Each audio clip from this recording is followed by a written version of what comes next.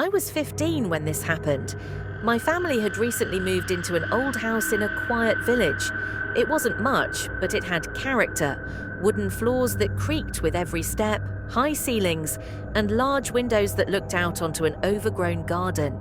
The villagers were kind, though some seemed hesitant to talk about the house.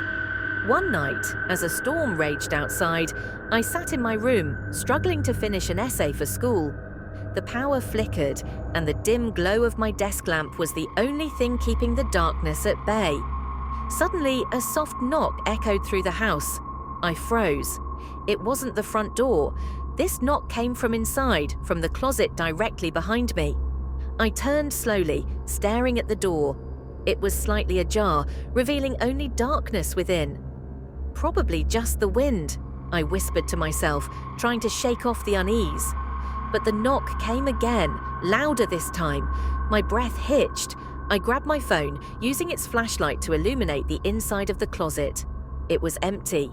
But just as I was about to close the door, I noticed something on the floor.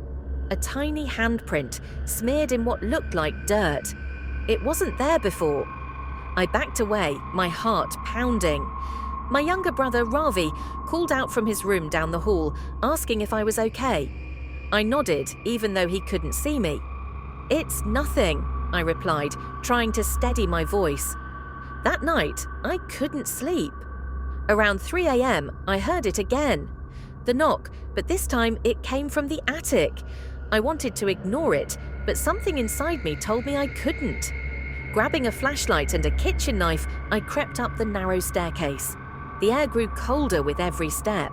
The attic was empty except for a few broken chairs and dusty boxes. I swept the light around, and that's when I saw it. A small figure standing in the corner. It was a child, or at least it looked like one. Its face was pale and twisted, eyes sunken and black. It stared at me, unmoving. I froze, unable to breathe. Then it whispered, "Where is she?" I bolted down the stairs, slamming the attic door shut behind me.